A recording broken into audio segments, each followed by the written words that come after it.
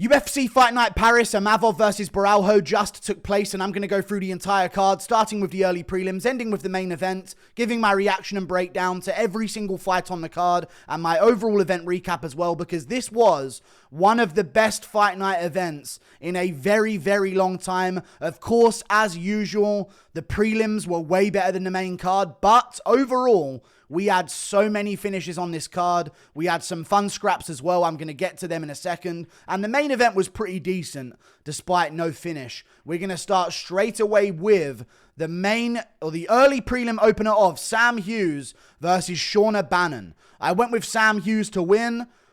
Sam Hughes has been a very trustworthy pick that I haven't made ever.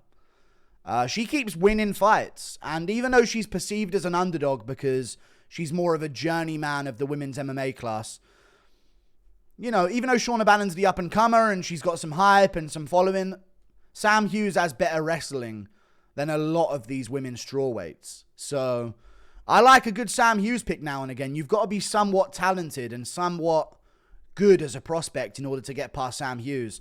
Takes down Shauna Bannon twice. First round keeps her there. Second round keeps her there. Gets the rear naked choke. Subs her in round 2 pretty easily. We move on.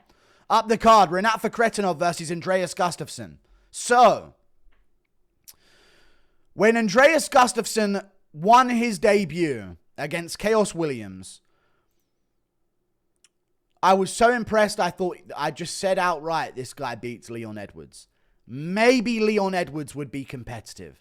Maybe I shouldn't have overstepped. Consistency is the key between performances in MMA. What the fuck kind of Andreas Gustafsson showed up to this one? And you could say, it's because of how good Rinat is, but Rinat has been kind of waiting to be fraud checked. Even though he's got a good record, he's made it very, very close in his last few fights. So for him to get this dominance over Andreas Gustafsson is a bad look. For Andreas Gustafsson, it really is. He starts to fight very aggressive, landing some good shots actually on the chin of Rinat, but Rinat's landed him back. And then Rinat stings him with 2 straight punches on the chin. And they didn't look like the biggest shots. I guess we never know how much they wobbled Gustafsson interiorly, but he didn't look that wobbled on the outside. Maybe it was a bit of a Shane Burgos, Edson Barboza situation, but like maybe a less severe example of that. But he seemed to get clipped with like some decent shots, but not KO blows. He didn't seem that wobbled. And then, of course, he got hit with the elbow around the guard, which maybe was the start of the end. But then he wilted up against the cage to Rinat Fakhretdinov. It wasn't, yeah. I don't know. He went full retard, and this time it backfired, I guess. I'm still an Andreas Gustafsson fan for his style. It's fun to watch. But we're going to have to adjust some things against certain opponents because, yeah. That was tough. That was a completely different looking Gustafsson compared to his debut. So, I don't know. If he can keep that mentality from his debut, I think he'll do pretty well. But he's going to have to take a step back. Maybe Rinat so soon. Again, we've got to stop chucking prospects way up the rankings so soon after a couple of wins. We'll get to Huffy in a second. We move on. Up the card, Robert Bryczek versus Brad Tavares. And everybody in the crowd, I want to say something. Always give up on your dreams. I can't remember what he said on the mic, but Robert Bryczek, for the people at home that didn't see this, first of all, he wins by 3rd round TKO. I picked Tavares. I'm off to a terrible start with picks, but we brought it back towards the end. What did Robert Bryczek say in his post-fight speech? I quoted it on Twitter real quick. Bryczek finishes Tavares. Robert Bryczek in his post-fight interview. Never ever believe in yourself and give up. I think he was supposed to add the word stop believing in yourself, but those 2 bits that he missed out in the English translation completely transformed the sentence into meaning something completely different. That's how it works. Never ever believe in yourself and give up. That's what he said. Motivational stuff from Robert Bryczek. But the fight itself, again, completely different Robert Bryczek from his debut. The guy who wasn't throwing shots against Ihor Potieria, barely even tried to win against Ihor Potieria. That's not the guy that showed up today. He showed up today like a tank, cruising forward, backing up Tavares, beating him up against the cage. I thought round 1 was a 10-8. Apparently, you've got to do a lot for a 10-8, unless you're Chimaev, I guess, or you just have to have control for the whole round. But I remember a time where nearly finishing someone and battering him up against a cage on 3 different separate moments would get you a 10-8 round. I don't know how many knockdowns they scored for Bryczek over Tavares. They scored 1, which I guess was the last one. But the first round, he like made Tavares wilt into a ball on the ground about 3 times. So I thought it could have been a 10-8. Round 2 and 3. Tavares had a good round 2. Round 2. Bryczek kind of just walked him down. And I think if Tavares would have stood his base and actually traded with him, he would have been able to win maybe because he would have been able to keep momentum. Bryczek was very obviously not throwing as much because he was recovering from the massive output that he had in round 1. Why are you still backing up and low kicking Tavares? Another fighter ruined by Eric Nixick. No aggression, no nothing, back up and pick at shots. Awful shit. Round 3, very competitive early, but Bryczek's landing more. He's being more aggressive in the third. Drops Tavares, finishes him off with ground and pound. Nasty performance from Robert Bryczek, and of course that legendary post-fight moment. Never ever believe in yourself and give up. Words many of us need to start living by more often, I think. Classic Robert Bryczek. We move on to another fight up the card, which was Sam Patterson versus Trey Waters. I went with Sam Patterson to win over Trey Waters. I was worried for a moment how he would deal with fighting a taller man because he is a taller man himself and he's been way taller at lightweight previously in his career. So I kind of thought to myself, okay, at welterweight, maybe he won't be as used to fighting a Trey Waters, who's maybe had more middleweight sparring partners throughout his career, being a welterweight for so long. So, you know, I thought there would be some trouble finding the target, but Patterson's really fucking good. And even though I worry about him in fights, he puts himself in the firing line to land punches. You know, sometimes you got to get hit to land shots. And you see a lot of fighters go out there and don't do enough, and they're just on the receiving end of a beatdown. And it's not a good look. But Sam Patterson's really good. He'll take shots to land them. He'll happily throw a rear hand to the body in the open, knowing he could get chinned, but he'll risk it. He's got to get to his opponent. He's got to start landing. They both trade jabs throughout the fight. Trey Waters is maybe getting a little bit better of the low kicks, so he's maybe up on numbers a slight bit. Both guys are landing jabs. I think he might have landed a couple of good punches on Patterson early. Patterson landing back with his own good shots. And then Patterson finds the 2. Finds the 2 over the lead hand of Waters. Waters was fighting with his hands down against a taller guy. Maybe he was the one more used to fighting shorter opponents because Patterson had his arms up high, even though normally they're a bit more floaty. So he was keeping his guard high here, and that's what won the fight. He was tighter. He was more to the target, more precise, and he caught Trey Waters with right hands. Put him out on his feet. Trey Waters was out cold on his feet. Badly. Like, didn't know where he was. Patterson follows up. He's still with it a little bit, but then the other one lands as well. Another big right hand from Patterson. And it was kind of an awkward finish because Trey Waters just kind of looked away and said, no more. Like, I don't know where I'm at. So, nasty KO win from Sam Patterson in round 1. I said there was a chance at a submission for a finish after like maybe some moments on the feet, but he got the KO. Sam Patterson gets it done. No takedowns needed. Amazing win from Sam Patterson. We move on. Kaue Fernandes versus Harry Hardwick. So, you guys know, although I've not sang Harry Hardwick's praises as some new next up-and-coming UFC world champion, I'm a big fan of Harry Hardwick. I picked Kaue Fernandes by first round TKO. It hurt to do. It did hurt to do. I didn't do it in my prediction video, but I did it throughout the week. I was like, man, this is such a bad debut.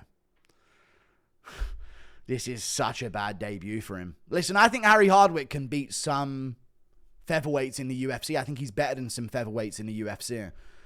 Did I think he was going to beat Kaue Fernandes on a couple of days' notice? Upper weight class, Kaue Fernandes. Let me say that one more time. He's not some like bottom feeder at lightweight. He's a good lightweight fighter who's looked really good recently in his career. And he's kind of coming into a prime of his own. So, full training camp as well. It was always going to be a nightmare for Harry Hardwick. He landed a couple of shots early with some right hands. But after about 2 minutes in, the guy was fucking walking over Legos to try and get to Kaue Fernandes. Let's just call it what it was. He got his calves destroyed. Kaue Fernandes kicks like a mule. We knew that. You know, both guys landed some good punches on the chin. Kaue Fernandes even landed a good uppercut at one point. Hardwick took the shots on the chin, but the calf kick, man. Nasty stuff from Caue Fernandes. Both legs as well. Both legs. And once you can't distribute weight correctly and all your weight's on one leg, once they start chopping at that, it's easier to cause the second leg to go dead than it is the first one. You know what I mean? Like, it's way quicker. Like, it's almost as if once the first leg goes dead, they can't take, like, 3 low kicks on their fresh one. Just because they can't position themselves right. So, he was getting chewed up with low kicks. He was trying to pressure. He had to pressure. He's the smaller guy. But, yeah, that was a tough debut. Very tough debut. But we knew that going in, which is why the pick of Caue Fernandes first round TKO was the pick to make. Very logical pick. Sad for me to see, but he's in the UFC now. So give him a full training camp and give him a fucking featherweight, for fuck's sake. What are you doing? Guy's been on a 9-fight unbeaten streak in the fucking regional scene. Can't give him a training camp for his debut. Not even a contender series full training camp. Not even a contender series opportunity. Oh, Caue Fernandes has lost his lightweight opponent. Step up and take it on 3 days. Fuck off. The disrespect to the Hardwicks is, I'm joking now. It's tough. But, you know, he's in the UFC now, so hard part done. We'll see how he bounces back. Good win from Caue Fernandes, though. Jump up. This was obviously him just trying to keep the fight together. He was supposed to be fighting a bit of a jump up, but definitely a jump up for Caue Fernandes now. Some good lightweight outside the rankings. Drew Dober, Carlos Diego Ferreira, one of these names could be good for him. We move on. Ante Delija versus Marcin Tybura. We all felt the same thing. Now, this was evens in odds. No idea why. I think Ante Delija actually in moments was an underdog here, because I remember picking him as an underdog. But they ended at even odds, I'm pretty sure. Tybura had beaten him before. Tybura, his nickname's Tybura. I didn't even know that. Tybura beat him before and snapped his leg by checking a kick. So there would be that sort of jitters of like, oh, this guy's the guy who snapped my leg in half, so... But Ante Delija's been training with Tom Aspinall's team for the past few years, and he has massively improved. Like that. Like, he used to be not really committing to his shots. He had fast hands, but he couldn't really put them together the same way. But since he's been training with Tom Aspinall's team at Team Heavyweight MMA, I think that's what it's called. I don't even know what it's called. I'm assuming it's called Aspinall's Heavyweight MMA Gym. They've just got all of the heavyweights on the regional scene in that gym from the... other side of the Atlantic, I guess. Not many Americans, but Ante Delija's one of those heavyweights, and immediately in this fight, he's made the improvements with Team Tom. Immediately in this fight, when he starts throwing hands, you're like, oh my God, there's a heavyweight with some athleticism. Immediately. That's all it took to make him stand out amongst other heavyweights. I was like, whoa! That 1-2 looks sharp. Just a 1-2 looking sharp was me saying, we got a top 5 on our hands. That's how bad heavyweight is. That's how bad it's always been. But Ante Delija looked great. Walk in trouble, and he is, man. He put mustard on Marcin Tybura. Tybura had some good entries on takedowns and tried to work some good angles and get some certain trips and throws. Tried to sort of tie up the leg, go for an outside trip. Delija defended very well, which was also a very good sign and a bad sign for Tybura afterwards, because once Delija felt he could stuff the takedown, he just walked him down and battered him with punches. Bam. Finishing Tybura in round 1, following up with ground and pound, putting him out cold. Nasty win from Ante Delija. No issue whatsoever. Immediately becomes top 10 ranked and probably beats Spivak. Like, let's just call it what it is. Like, this guy probably beats Blades. Let's just chuck it in the mix at this point. We move on. Give him Shamil Gaziev, you know, let Ante Delija be a bit of a blob hunter. We move on up the card. Oumar Sy versus Brendson Ribeiro. I went with Oumar Sy. Another one of the most safest picks on the card, I think. Oumar Sy is way better fundamentally. Ribeiro is wild and a very dangerous fighter because of it. And you saw that with the Kimura sweep that he pulled off when he went for the Kimura. Then he rolled him all the way over, got good hips and reverse position on Oumar Sy. But Oumar Sy is a way more well-rounded, technical, fundamentally good fighter. He lost to Alonzo Menifield because he is a bit of a pussy the way he fights. He doesn't commit much and he can get a little scared of power here and there to never let his hands go. Like against Menifield, it seemed like he was more okay to lose a decision than he was to potentially win, but odds of him getting KO'd go up. You know what I mean? So that is a way to beat him. But against Ribeiro, I mean, just too wild for his own good.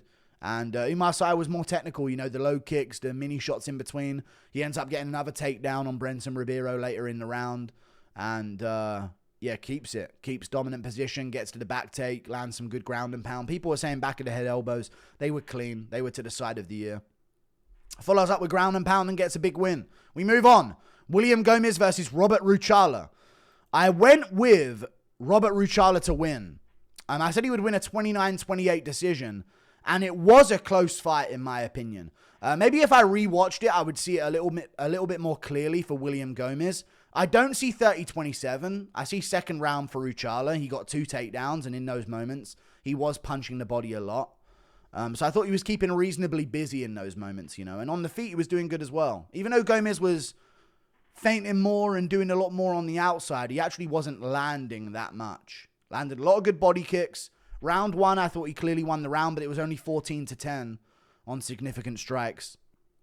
Round 2 was only like 12-8, and Gomis was doing a lot of lead leg stomps as well. Both guys throwing body kicks, Ruchala throwing spinning back kicks to the body. Gomis weren't really throwing many punches the whole fight. Round 3, very close round. Gomis was outpointing him, outlanding him, landing some good shots. I thought Gomis was ahead. Then Ruchala did wobble him badly with a head kick, though. He landed that head kick. I watched it. And before he landed it, he landed a really nasty body kick. Then he landed the head kick. Then he landed a spinning back kick to the body. Then he landed a really good right hand. So, I don't know. He had him badly wobbled with that. And I think if he would have had a stronger finish of control, maybe they would have given him that round. But I think Gomis getting a takedown at the end, it kind of took away that feeling of momentum for Ruchala, because what it felt like was that Ruchala was building in the, you know, and he just finally clipped him with that head kick. But I think because Gomis got the takedown, it just kind of ruined the idea of momentum shifting in Ruchala's way. So I don't mind the decision. I think Gomis can win, but I thought it was a very close fight. And, you know, there's some nitpicky ways to score this if you really want to get technical. But Gomis also stung Ruchala with a good punch that kind of jolted him a bit. But Gomis was genuinely in trouble in round 3. Needs to be mentioned. We move on. Axel Sola versus Reese McKee. I was very disappointed in this one. I thought both guys looked really shit. Round 1, Reese McKee averaged a 15% accuracy rate. Landed 6 of 39 strikes. Axel Sola landed 9 of 25. Round 2, he lands 18 of 49. Reese McKee lands 16 of 59. And it's not even like Sola was showcasing great striking defense. I thought this was a very weak fight. Reese McKee got finished in the 3rd round. I don't think it's that bad of a finish, but I just saw Johnny Walker and Mingyang Zhang, and I watched you, Mark Goddard, or whatever ref it was, give him so much time to try and fight back. You can't tell me these refs are not encouraged backstage by the commission to let the certain fighter that they want to win survive a little longer, because, I don't know, he got a chop with a body shot, finished off by Axel Sola, but I will say, I thought Reese McKee was going to be on his way to potentially winning for a long time, because I thought it was so easily doable against Axel Sola, who I thought did look shit. I know he's got a lot of fans, but I'm just being honest. Other fights, I've been wrong, I've been right, whatever. This fight, I was wrong, but I felt so right watching it live. Like, this is where Reese McKee's going to take over. And then he would never throw any low kicks, never throw any body kicks, never throw any head kicks, never clinched, never looked for elbows really in the clinch, didn't get the knees off in the clinch to the body or the head. Just nothing but like swinging punches as a taller fighter while lunging in. It was a really bad look. In my honest opinion of this fight, Axel Sola's pretty tough. Reese McKee's pretty tough. But Axel Sola was a fraud waiting to be checked by someone who would have easily checked them if they were a capable MMA fighter. But I don't think Reese McKee is. I think he's got to call it quits on a career. They're probably going to cut him from the UFC. And I think they should. That was a very, very vulnerable prospect in round 2 that any capable MMA fighter would have been able to deal with. And Reese McKee is not one. So I think that's a bad look on him more than it's a good look for Axel Sola. We move on. Up the card. Mason Jones versus Borralho. Fucking wild fight. And I called it to a T. I said we're going to see first round danger from Borralho. He's going to be way faster in the pocket. But Mason Jones has got a Welsh head like a fucking anvil, cunt. Alright? So he's going to take it. He's going to take them shots and he's going to bounce back. And as the fight goes on, he will break Borralho. I even mentioned to grapple him. I think, Mason Jones has got some really underrated sweeps and takedowns. We saw that in the David Onama fight. He has a win over David Onama, by the way. where he used grappling to just sort of like ragdoll around David Onama and chuck him around in the fight. So I think that's a really underrated aspect of Mason Jones's game. And one that was booed for the Jeremy Stephens performance. But hey, if he's going to do this with his grappling, there ain't going to be no more booing. Round 1, crazy fight though. Let's talk about the actual chronological order of this fight. Borralho's way faster than him. And Mason Jones, he said in his post-fight speech, you know, sometimes it happens, slow start. It's always a slow start with Mason Jones. Noticed it long ago. Okay? Always slow. I don't know if it's just a slow start, but he is a little slower than his opponent typically. But he's way tougher, and he's way better, and he's way more fundamental typically as well, and he's way more technical as well. So you see a lot of these guys like Borralho trying to find the finish and wing these massive combos, and they look really good, they look like really good shots. Meanwhile, Mason Jones, high shoulder, keeping his jab out there, right hand by his chin, rolling with shots, moving out of the way. Got dropped early in the first round, got stumbled after that as well. But you could see it in his eyes. Every time like 10 seconds went by after like a big moment, he sort of like refocused himself and just got peppering his jab again. And just by him peppering his jab out there, Borralho would just swing at him.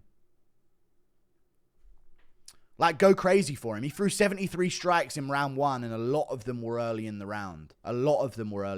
Because towards the end of the round, he got held down and beaten up by Mason Jones. And he even got wobbled on the feet by Mason Jones in that round as well. So he threw a lot very early. I want to say he threw 73 of those significant strikes within, like, the first 3 minutes of the round. And they were all intending to, like, take Mason Jones's head off. So he wailed for it. Jones was literally, like, just peppering a jab and staying behind his guard. And then Borralho would go right overhand, left uppercut, right. You know, he just swing like a crazy combo. While Mason Jones is just, like, poking at him. Like, not really committing to the exchange.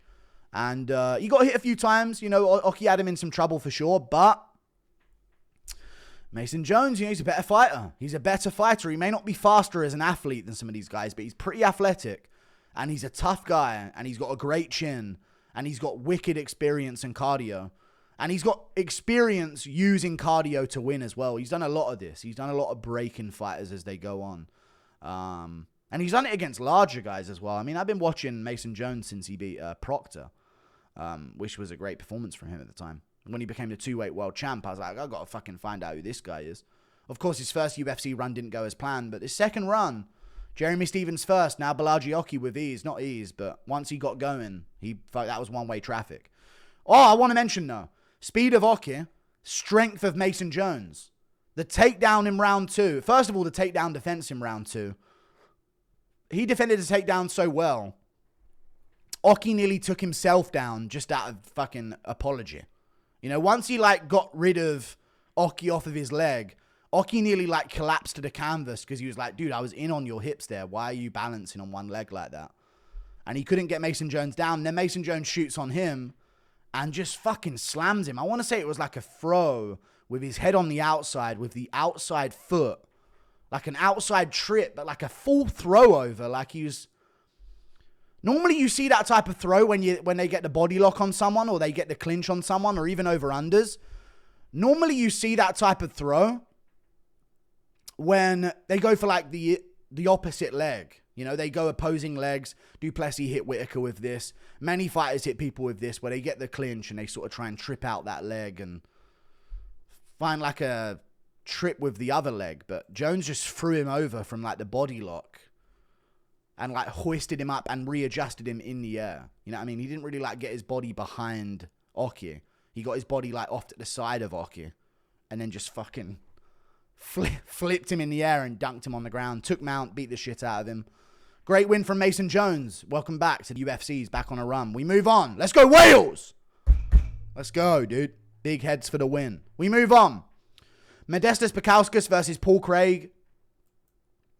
I went with Modestas Bukauskas by first round KO. And to be fair, if not for Paul Craig really wanting to be KO'd in the first round by randomly pulling guard for no reason at the end of it. I know it's Paul Craig's move to pull guard, but there was no reason to pull guard there at all. So I don't know why he pulled guard, but yeah, Paul Craig pulled guard at the very end of the fight. And he got punished for it, man. He got massive elbows down on his face. And Modestas was just like, listen, there's no time left in the round. You ain't going to sub me. with 10 seconds to go. I'll just fucking wail shots on you. And he put Paul Craig out at the end of the round, and Goddard's looking at Paul Craig on the ground, dead, and going, hold on, let's see if he's still alive. Like, the fight's over, he eventually steps in. And, Modestas Bukauskas wins by first round KO. He landed a couple of decent shots early, backing Paul Craig up. Bukauskas is way better than he was before. He also looks in better shape before it. Like, I feel like that injury let him really pinpoint everything he needs to be changing and doing better. Because sometimes that time away from it can let you see it from like an outside perspective, you know, and not just be like, oh, if it ain't broke, don't fix it. No, it's broke and you need to fix it. You know what I mean? Especially when his leg was actually fucking broke. So he's made some improvements. He's a lot easier to get finishes now in the UFC than he was before. And he's got a lot of first round finishes. So I think a jump up is necessary for Modestas. I don't know how big of a jump up. I would say an opponent that if he wins against would get him ranked number 15, or maybe someone who is ranked number 14 or 15 at light heavyweight. But yeah, nasty stuff from Bukauskas. Craig did time up in the clinching moments and neither body pretty well. But yeah, Craig has had 2 decades to develop boxing or any level of striking, and all he's got is a spinning kick and a big body kick of doom. So I don't know. It's kind of hard to still believe in Craig, but he retired, so it's very sad. He'll always have a win over Ankalaev. You're looking at the lineal light heavyweight champ, buddy. We move on up the card. Benoit Saint-Denis versus Mauricio Ruffy. Bad look for Ruffy. Not as bad as people were saying, no. Because Ruffy called out Ilya, and everyone, even Makhachev, is saying, you know, win or lose, Ruffy can't grapple and all of this. And, you know, it's very easy to say Ruffy looked really bad. He did in the first round, but I thought there were moments in round 2 and even some scrambles in the first where, listen, this isn't a guy where we're like, oh my God, he's got no grappling. He scrambled pretty well, man. Benoit looked really good, and it was a good win from Benoit Saint-Denis. Lucas Tracy will never hear the end of this, okay? But Benoit Saint-Denis nearly called him Lucas Tracy then. Benoit Saint-Denis, he had good grappling, you know, he backed up Ruffy, and I feel like Ruffy was focused on not overthrowing to counter and to focus on stuff in the takedown, when you got to take the opportunities to catch Benoit while he's wading forward at fucking half speed with his chin up in the air. I feel like Ruffy was never letting go of his lead hand, no jabs, you know what I mean, all rear hand attacks, all things that he could do where he would shift back and then throw. And against some guy who's pressuring you and trying to take you down, I thought Ruffy would have more off his lead. I thought Ruffy would have more of a teep. More of a lead low kick, a stomp. Some lead side attacks. You got to have that against a guy who's pressuring you. I thought Ruffy would have that in his game, but he's very rear side heavy. His lead side is useless. You can walk into him, and as long as you don't hit a rear bolo uppercut or throw a jab as you come in and get caught right over the top, he doesn't really throw much. You know, he lets things happen, and Benoit got to him, and Benoit took him down. Landed some good body kicks early in the fight as well that were kind of like bugging Ruffy a little bit. Like, ugh, why is he throwing them? Yeah, he was kind of annoying him while he was trying to load up his shot. And then he's on the ground for a long time. He reverses position, though. Gets to his base. I think he hit like 2 reversals. They give him credit for none, but he did hit like 2 reversals in 50-50 positions. Made his way back up to his feet as well. Managed to shake Benoit off of his back in round 1. So I don't think this is like, oh, Ruffy will never be anything. We got to stop doing that, man. He fought up a level of comp. He lost. He got choked out. I think it was a weak tap. My honest opinion. I think he could have gritted a little, did a little more to fight that position. But, you know, the jaw had been cranked for so long. I get it. You're tapping. It is what it is. But round 2, he landed a good flying knee, a good shot. But Benoit was just on him, grappling on him. Pushing, trying to get takedowns. Even in round 2, he wasn't really getting them, and Ruffy did get top position. Ruffy would then, and I don't care what MMA style you have, if you are giving up top position in MMA in 2025 against a grappler that wants to get back up and chase you and always take you down, get out the sport. There is no benefit in standing someone up in that way. You have top position. You have the ability to punch the shit out of them. You had half guard on top, waiting for you. Against a grappler who wants to be on top of you. If he tries to work up and you want to separate, you can separate. Don't let people back up. A really bad fight IQ from Ruffy. Lets him back up, and what does Benoit Saint-Denis do? Oh, thanks. I'll go back to shooting my takedowns. Gets his takedown, gets to the back of Ruffy. Moment at the end happened. Ruffy didn't really let him get his back before or get it fully before, but this time he did. In the clinch, in the takedown, I think Ruffy might have spanned for something. Fucking hell. Not everyone's going to fall into your main character highlight reel thing, you know what I mean? Jesus. Going for some spinning shit. And then in the moment, he actually got his arm like tied behind his back in the body lock. So he couldn't get his arm out from behind his back. And then he got taken down, and then hooks are going in, and he's got his arm trapped behind his back. So dominant positions being given up. But yeah, Benoit Saint-Denis looked good. He came back. He's a top level guy. I think it's a logical pick to go Ruffy here. You know, Benoit has been fucked up, but just lightweight's one of those divisions where there's barrier reefs in terms of skill level. We did this with Fiziev against Gaethje. We did this with Joel Alvarez against, you know, even Zel Huber against Michael Johnson. Like, you don't see it all the time, but you got to really gradually build them up at lightweight or let them jump in from featherweight, because 5 positions in the rankings in lightweight can be the difference of being 2 times better a fighter of someone. So we learned our lesson there again. Stop chucking them way up. Let them build, you know. And they did let Ruffy build, but one more build, you know. One more buildy fight first, and then maybe we'll do something. But all good. If he won, we wouldn't be saying this. If that flying knee knocked out Benoit, we wouldn't be saying this. But I think Ruffy's going to stop talking about beating Ilya now, if I had to guess. We move on. Up the card. Nassourdine Imavov versus Caio Borralho. I went with Nassourdine Imavov. I said either a late rounds finish or a 4-1 decision. That happened. But the judges gave it 5-0. Right? I had this 3-2.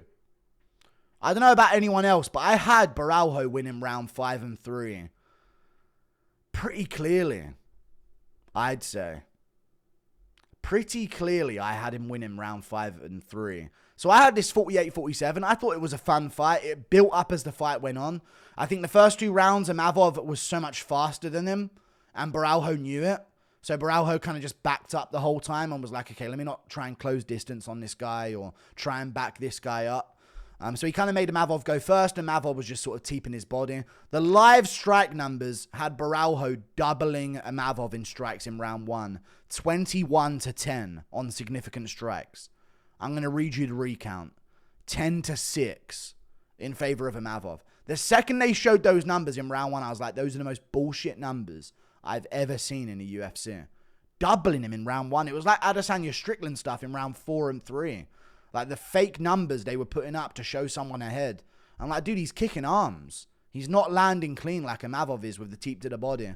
He was doing all right, but not as much. So round 1 and 2, I had Imavov. Borralho may have shot a takedown or 2.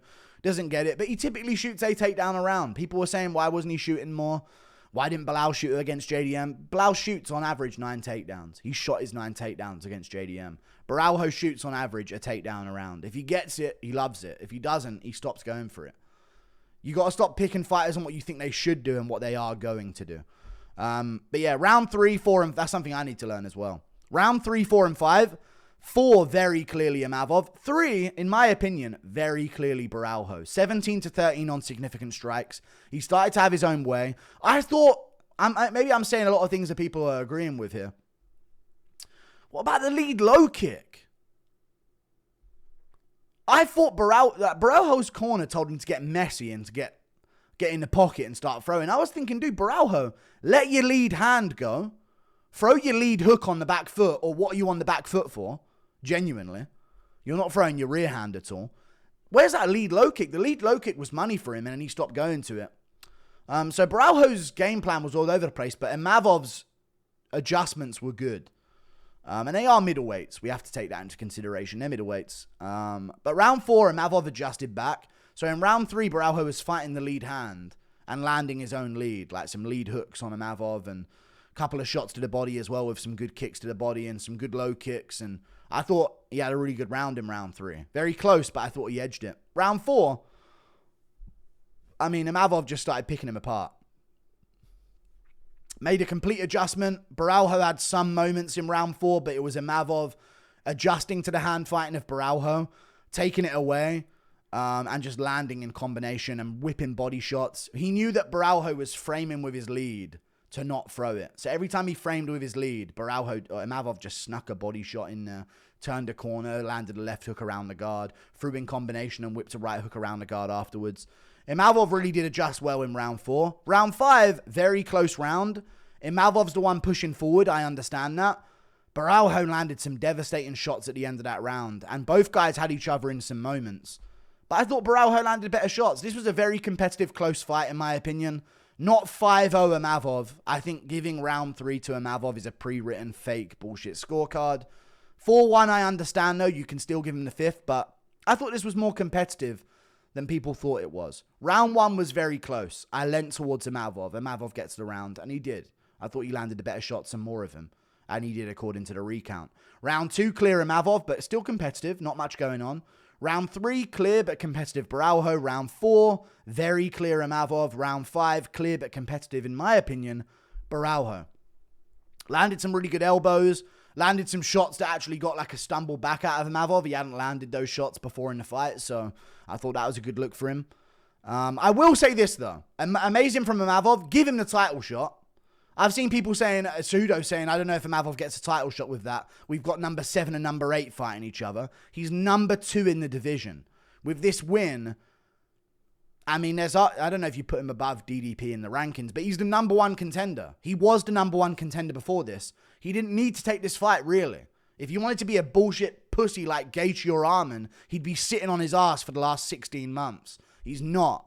He took on Borralho in Paris with his home crowd, all the pressure on him, and he fucking pulled it off and won in a decently competitive and good to watch fight. So even though you don't think he can beat Chimaev, you probably don't think anyone can. It doesn't mean you should forfeit the order of the division. Imavov should get his title shot against Chimaev, and Borralho can fight like a Whitaker or someone coming off a loss, maybe the loser of RDR versus Hernandez. And maybe the winner of RDR Hernandez can fight Duplessis to get back in the mix. That's what I would do. I will say this, though. We got to stop eye pokes. A lot of bad referee moments today. But we got to stop eye pokes. We have to stop eye pokes. Imavov was stretching his fingers in Borralho's eyes every minute of the fight. Every single second of the fight, Imavov's got his fingers going towards Borralho's eyes. And he has removed the ability for Borralho to close distance on him for at least the first 2 rounds by doing that. Fingers in the eye, fingers in the eye. No eye poke happened. Round 3, Borralho starts doing good. Fingers in the eye from Imavov. And I picked Imavov to win as an underdog. Incorrect odds. He should have been closer to a 2-1 favorite. Imavov pokes him in the eye in round 3 when he starts doing good. They reset back to a bit more competitiveness. Round 4, Imavov adjusts, does really well. Still fingers in the eye non-stop. No warning from Mark Goddard. Round 5, Borralho starts to do good. Fingers in the eye again from Imavov. Oh, sorry, everyone's going to have to pause. Sorry, guys, we're going to have to reset and just start it all over again. Borralho just landed like 3 solid punches in a row. And he's actually feeling himself a bit and moving forward. Fingers in the eye. Eye poke. No point taken, Goddard. Main event of a fight. Main event. Title elimination bout. 2 clear, blatant, obvious fouls. And he's been doing this with his fingers all night long. And you haven't warned him about that once. Bullshit. Bullshit. I hate fouls. I've been saying it on Twitter all night. Get your free eye pokes. Free eye pokes. Get your free eye pokes. Because they're free in MMA. You got to claim those fouls. Because you get freebies. And dirtier fighters are pulling it through. But I think Imavov would have won anyway. But I don't know, man. Can't be nice getting fingers in your eye all night long. But Imavov won. I thought he would win. He did do. I think he's better than Borralho. And I knew that. And I think he would do a decent job against Chimaev. I don't know if he would win, but it's different after the first 2 rounds, you know. Like and subscribe. See you later. Goodbye. Toodle pip.